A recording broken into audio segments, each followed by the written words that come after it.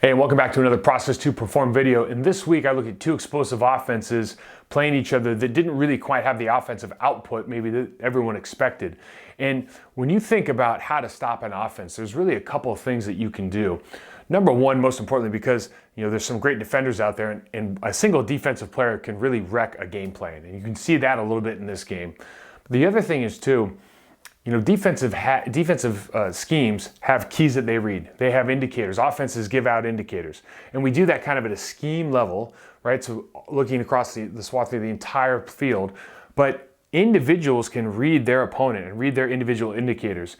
And if we can communicate those, if we have an idea of what they're going to do, we can really start exploiting them, that one individual player, because they're usually a guide to what's going to happen for the next play, whether it's specifically what's going to happen on the play, or we can kind of cut down a lot of options and give ourselves the best chance for success. So I want to show you how to do that. I want to show you how to be a little bit more of a master of the kind of this football intelligence side of this, looking at the Falcons versus the Chiefs last week. So take a look. So as we check out, this game was supposed to be like one of the highest, I think it was the highest scoring game projected in the week, and it turned out to be a little bit of a lower scoring game. So let's go through this right now and just have an idea of what exactly is going on defensively to stop kind of these two really explosive or potentially explosive offenses.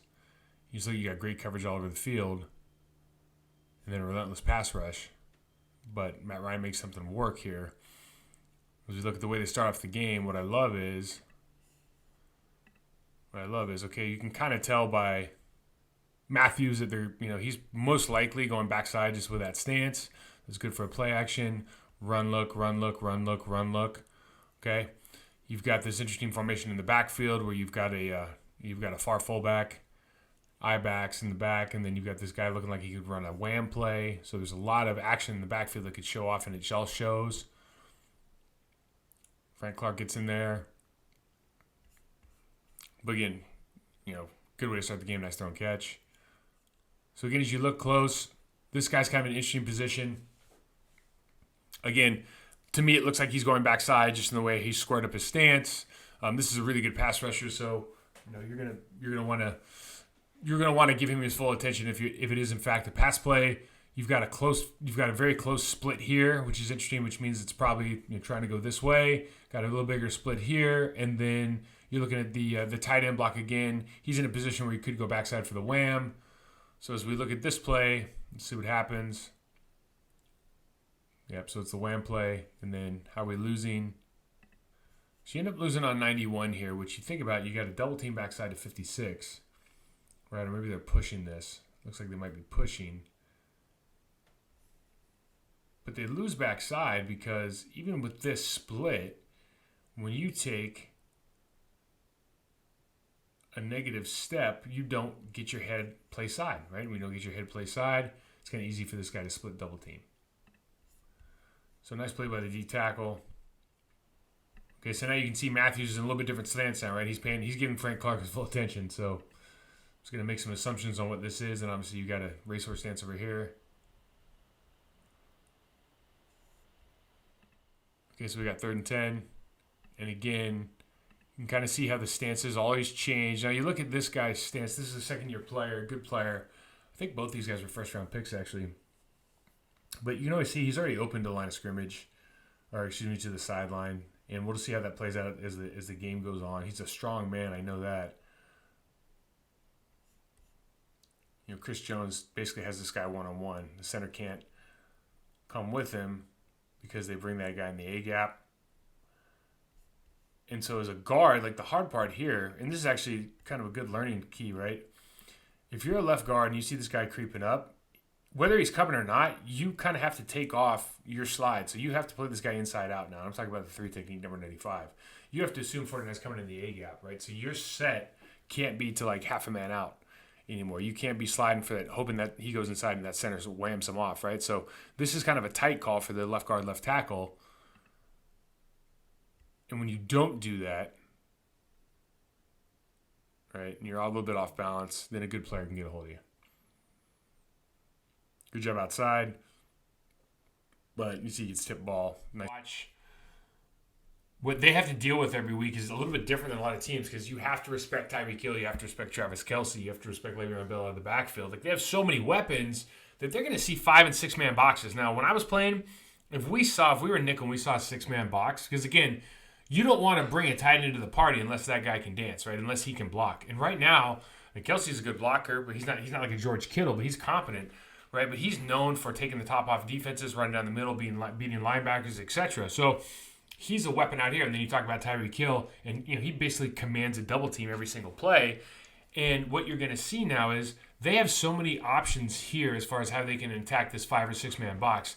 And one thing about Andy Reid, knowing him from back in Green Bay, he's an offensive line guy. So you're going to understand that offensive linemen split to win. So I think the most obvious one right here, and again, we're watching this first time you, first time me. I like to kind of give you my thoughts as we see them, because I think that's more authentic, going play by play instead of just picking and choosing clips to cherry pick my points. So as you watch 72, this split indicates to me that this is a run play to his side and it's probably inside zone, or it could be a pass pro game because he wants to establish his width now, okay? So as we watch this go through, and I could be wrong. All right, inside zone, bounces it out, good first play. Why does it work? Why does this play work? Here, 72, first step. When he gets that second step down, even though he hops into it, the fact that he gets it down, he probably anticipates this guy ripping inside. If you can watch that guy down the line of scrimmage, right, it doesn't stop Le'Veon Bell in the backfield for having to change direction way too deep, right? So he's able to bounce it outside and make those plays. So it's just that little footwork, getting that second step in the ground that makes all the difference in the world. Even though I think if you ask that player, that offensive lineman, that left tackle, he would say to you, yeah, I'd rather wash him down a little bit more down the line of scrimmage.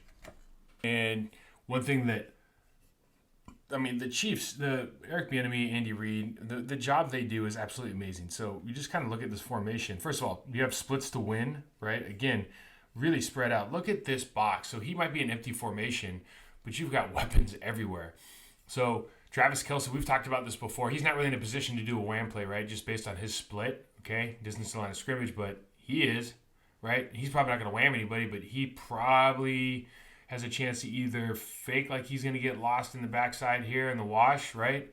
Or, potentially just trying to get some leverage on this guy for more speed on the outside. One of the things that's awesome, and you see he's going back, right? You can see what's happening already. They're going to do crossers.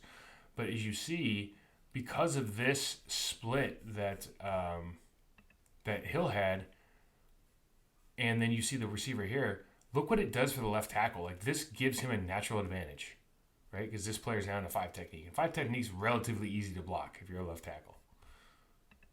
Watch the play. Biggest play in football here is the jet sweep. Different kind of play when you got that kind of speed. These guys are they're so much fun to watch for a number of reasons, but they're so inventive with their offense, right? It's not just that they have talent, it's that they have the coaching staff that puts these people in a position to be successful, right? Like, you watch some of the other teams in the league, man, they're not even trying to do some of this. So, Kelsey's probably not taking a draw here, right? He could be a lead blocker. Le'Veon Bell's in a kind of position where he looks like he's a little bit tall. You look at 72 here, he's kind of a square stance, right? So, again, split's not quite as big this time. Right tackle's in a pass pro position. Let's just see what happens. You get your 6-man box. See what happens with 77 here in this matchup. Grady Jarrett is an absolute stud, first of all.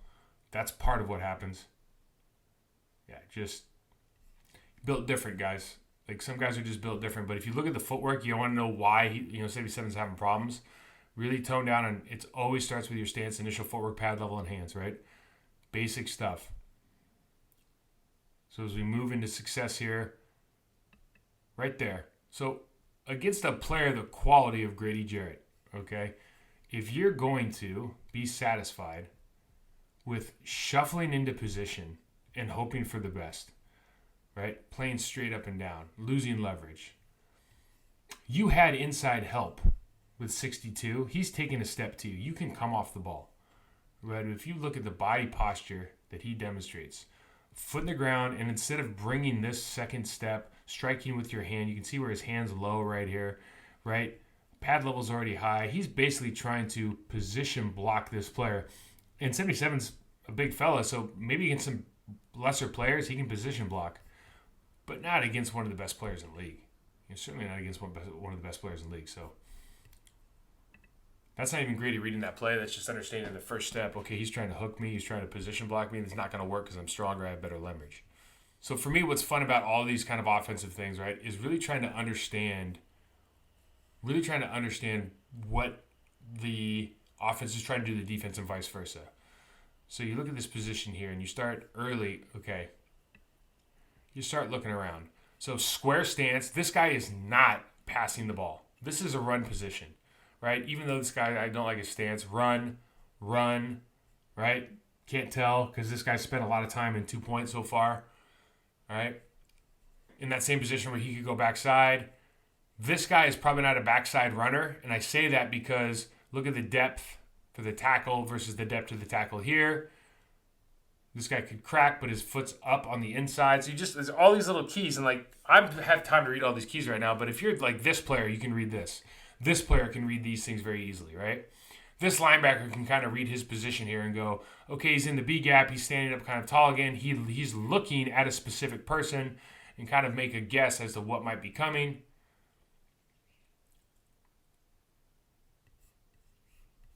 So again, one of the things that they're doing so well, if you look at the Chiefs, is their offensive line hasn't had to pass block yet, right? Like it's all pretty easy stuff for them. So they're taking the pressure off that offensive line. You look at some teams that are high up in sack totals. Look how many drop back passes they're doing over and over and over again. And if you look at a really good offensive team in the NFL right now, they work a lot of stuff off of play action. They look a lot of misdirection. So they use like the Packers are right now. Everyone's talking about the jet sweep and how they're using that to define their formations, define the defense. Well, what all of this information does is it allows a lot of these teams to, like right now, for every other team in the league, this is a drop back formation, no question, right? It could be a deep drop back formation. But for this team, you've already been 4 or 5 plays without a drop back. And they have weapons everywhere. This could be a quick pass. I mean, they're just trying to get the ball into space, right? So they have that luxury, but they also have that mindset. There's other teams that have maybe not quite the talent, but have enough talent to put the ball in space quickly and have good things happen. And they just don't execute, or they don't have the creativity or the mindset that the play calls for the Kansas City Chiefs do. Okay, so again, case in point, they're getting their ball out to their all-pro tight end on the wing. So we look here, split to win. Again, this guy gives up every play in the sense that he's not passing the ball. You just know it, right? Now, if you look at this guy's stance, it's changed up. I would guess this ball's going to the left, and obviously Bell's over here, so that's a good tip for me too. But you start looking at his body position, start looking at what this split is, and if it's not play action pass, like what else could it be? There you go. And the defense you have to understand, the defense has to respect everything that the Chiefs are doing. Okay, his stance changes again. So really, if I'm a defensive player, if I work for the Falcons, right? I've just said to my team, okay, we're gonna watch 72, and somebody's gonna make a call. And every time he's square and he's a little bit more squared up, we know that he's going to the right. Every time he's square and he has both of his forearms on his pads, we know he's going to the left, and it's either a run or a play action, okay? And every time he's in this stance, it's going to be some sort of pass, and then it's a question if it's going to be quicker, quick pass or going to drop back. But the point is, like, you have these keys, and information breeds confidence, okay? Information breeds confidence, and, prove me wrong, but these guys, they are going to be who they are. These players don't think about this stuff when they're going through the game. Now, if you have a key or you have a cue, right, if you're the guy doing it and you're just trying to, make sure you get that right every time as far as not giving away information, and that's what you're focusing on, that's called working a game. If you're working your game the whole time, you won't have these problems. But as you look at these plays, again, this is even a little bit different stance. A lot of talent there. So why did they get to Mahomes here? If you're 77, he's got his left hand down. He's probably coming to you, right? So what do? You do not step with this foot, post up, and turn your shoulders here. Why? Because a lot of coaches are teaching this now. They're teaching to cave down, right, and try to trap this guy here. But here's the problem with that. One, obviously his hands are no good. But two, this isn't his normal set. So now you've changed this guy. Now he has this short corner where he's kind of come in the wrong direction. And all he's going to have to do if this guy goes outside, which he inevitably will, is now you have to open up again. And so it's problematic. And it happens here, but this happens to a lot of people because we're teaching that backside guard to come and basically try to trap block or down block on that defensive tackle. And it's curtains, right? It just doesn't make any sense. Stay square to the line of scrimmage. You can punch and extend. You can get the guy away from your body. When you look at a game like this and you see kind of the individual matchups that can kind of ruin the game, you're already seeing it twice with Grady Jarrett on the other side working against their right guard. But you look across the board here, like they have good players. Like this guy is legit. Now, Chris Jones is a good player, and Frank Clark, really good player, okay? So these guys are good enough to wreck schemes and wreck game plans. And so as we go through this, and again, you're running with 22 personnel. And generally speaking, unless it's run or play action pass, nice toss play. Again, nice track down tackle. Let's speed this up and see what happens here. Okay, so 2nd and 1, again, we've talked about this before, but kind of see the angles of the tackles. You kind of see what the different opportunities are. And again, you've got a guy that looks like there's no way he's not going backward. Like he's not going back against the ball, right? Because why? Because he'll be in the way of the tackle otherwise. So, and based on that thought process, like this guy's probably coming out to meet 57. So if I understand like the sport, I'm probably going to go, this guy's coming back. So 36 is in a good position. He has to maintain that outside leverage, but 57 should be getting ready to tee off here. That's what he should be getting ready to do, just based on formation. When you look at Matthews here, he does a great job, but this is 57 just not knowing, like not reading keys. Okay, Matthews takes an inside step, right? Not the smart thing to do. Then still can attack 57. And just because he comes off the ball well, and he obviously has size and he has athletic kid, right? Creates this monster gap. But again, guys, like this isn't hard. This is not hard to read. This tight end in the position he is, the tackle can't pass set. He is literally in the way of the tackle. Just see what's going on. This guy can only go one direction, right? He can only come downhill.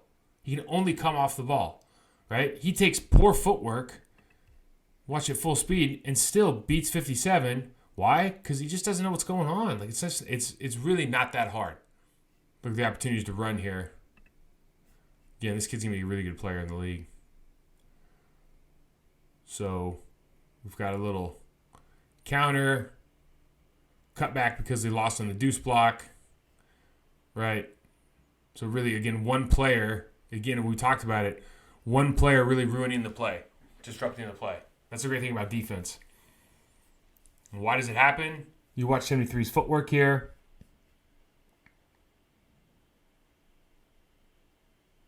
Okay. So, again, we talk about this all the time. If you lose leverage with your first step, if you step backwards. If you step backwards with your first step, he steps backwards, okay? You've lost leverage. Now, your second step, you're going to be short on this contact point, and so you're going to be high, and you're going to get stood up. It happens every time. And against a good player, you get thrown, you get tossed on the floor, right? Bad news, and he blows up the play. But, as good as Chris Jones is, he's not that good. Like, all you have to do is take proper footwork. Uh-oh. That could have been fun to watch. So this is old school, right? This is what we used to do. This is what you used to see all the time. So this is like weak side blast, old school weak side blast at I-backs. And so what they do is they take the will linebacker and they just run him through the B gap as hard as they can, right? Just trying to create disruption. So either the fullback's going to take you on in the backfield, that's a problem, or you're going to just slam this guard. And basically what you're saying is now the tackle, and they have Alex Mack, he's one of the best tackles in the league for the last 10 years. But now that, the center, the center has to man-on-man block 64 who's at the point of attack. That's a hard ask, and now the fullback's got to dig out and go find 56. It's just a little bit harder play. So you see if you look at this again, this guy goes backside on Mac. He just carries through, which is perfect. Like, I don't know if the brain's supposed to bring the guard or not, but the fullback adjusts, but it's just a problem. Again, one person kind of disrupts the play, right? And that's what happens sometimes when you see really good teams not scoring a lot of points, really good offensive teams not scoring a lot of points. He's different now, right? We can do everything by just watching Matthews. We've gone through him before, but you can kind of figure out the game by just watching him, honestly. Like the way his stance is. You can just kind of read it every time. This guy kind of gives it up too, right? But this is so obvious. If you just study this over and over, this is so obvious what he's going to be doing.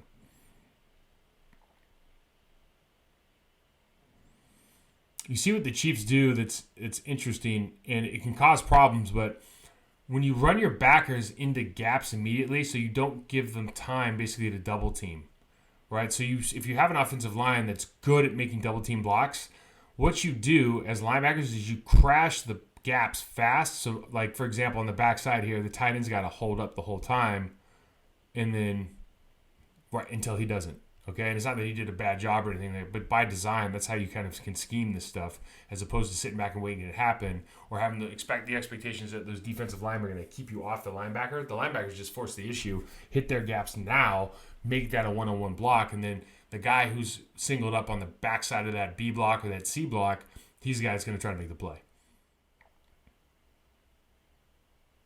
A little trickery doesn't work very well. At least sometimes, it's funny.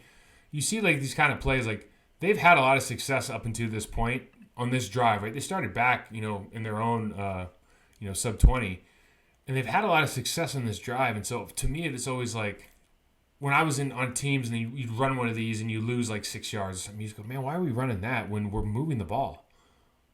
Maybe a shot play, yeah, but in this kind of deal, and it's not like the Chiefs are this really heavy pursuit team. And again, you talk about individuals being able to kind of destroy game plans. This guy's a really good player. You basically have 3-on-2 here because this guy's staying in for a chip. So we have help, but you see what happens, technically with 6'3" here. First of all, you're starting in a 2-point against a guy who's in that kind of position and stance. It's tough. So he looks good right here. But what we don't always do, right, is we want to be able to punch and extend on this guy at like that Bruce Lee 1-inch punch. So when we punch to press or punch to push off, right, he's kind of in a better position than we are. And you can see, like, 63's hands are a little bit high. His base is a little bit wide, so he hasn't brought his second step when he takes that step to kick and punch at the same time. And what happens then? Well, now it's easy to turn you, right? And then this is a big man, and so he disrupts the pocket. And now you have a guy, a quarterback who's not known for his mobility, right? Kind of looking around downfield, and now all of a sudden it's, okay, we had a really good drive going, but now we have to punt the ball away. So it's 1st and 10. It's still 0-0, but again, one thing that as an offensive lineman you got to absolutely love about the Kansas City Chiefs, they really haven't had to pass protect yet, right? And okay, so now we're looking at 72 here again. These are just things like, to me, I don't know what these guys are looking at, but what I do know is if they're looking at him at all, they know what the play is, or at least they know what directions he's going, and that, I think that's a lot of pretty good information, right?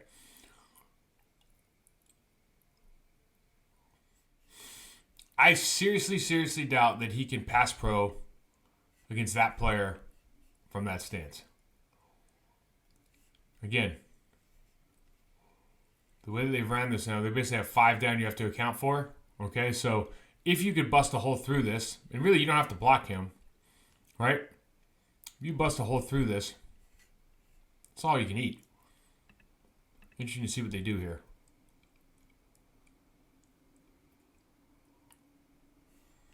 right? Again, why this guy, Jesus H. Why this guy is rushing upfield with that stance means it just means he's not a student of the game. Like, know what's going on here. And you just got absolutely warhammered. Now he's passing. Now you can get in that stance again.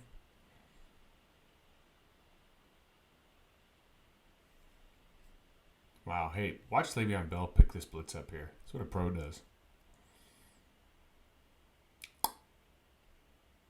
All right, that's all time. That's big time play, right? It's good. These guys are good. Good players. Watched them for years. That is nice. Okay. Now, let's look where the problem areas are. The center is looking here and should keep coming out, it looks like, based on the movement here and based on what happens to him late.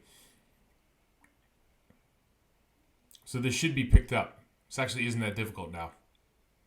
So if you think the center's sliding sliding right.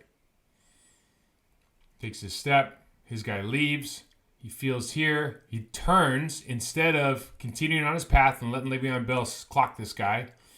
Now Mahomes is in a situation where he's thrown under pressure, and now again they don't get the third down, right? So it's just execution of play, right? So now 4th and 7.